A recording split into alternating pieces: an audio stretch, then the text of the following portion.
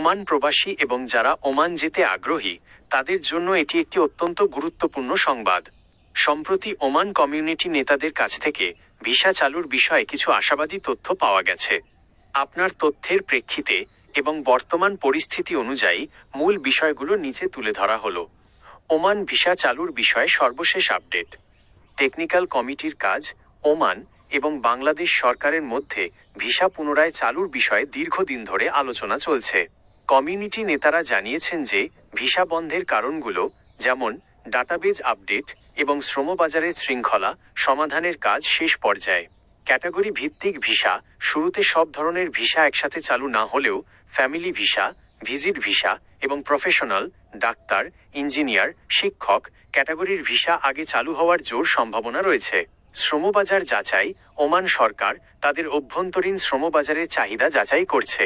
নেতারা আশা করছেন খুব দ্রুতই সাধারণ কর্মী বা লেবার ভিসার ওপর থেকেও নিষেধাজ্ঞা তুলে নেওয়া হবে। Digital database. এখন থেকে ভিসা ইস্যুর ক্ষেত্রে প্রবাসীদের জন্য একটি ডিজিটাল প্রোফাইল বা ডাটাবেজ বাধ্যতামূলক করা হচ্ছে, যাতে করে কর্মীদের তথ্য ও কর্মস্থল স্বচ্ছ থাকে। প্রবাসীদের জন্য গুরুত্বপূর্ণ পরামর্শ। গুজবে কান দেবেন না। যতক্ষণ না ওমান রয়্যাল পুলিশ বা বাংলাদেশ দূতাবাস থেকে অফিসিয়াল নোটিশ আসছে, ততক্ষণ কোনো দালালের হাতে টাকা দেবেন না।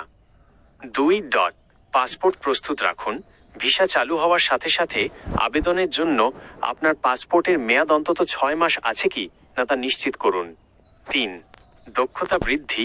ওমান এখন দক্ষ জনশক্তির স্কিল্ড ওয়ার্কার দিকে বেশি নজর দিচ্ছে, তাই কোনো কারিগরি প্রশিক্ষণ থাকলে ভিসা পাওয়া সহজ হবে।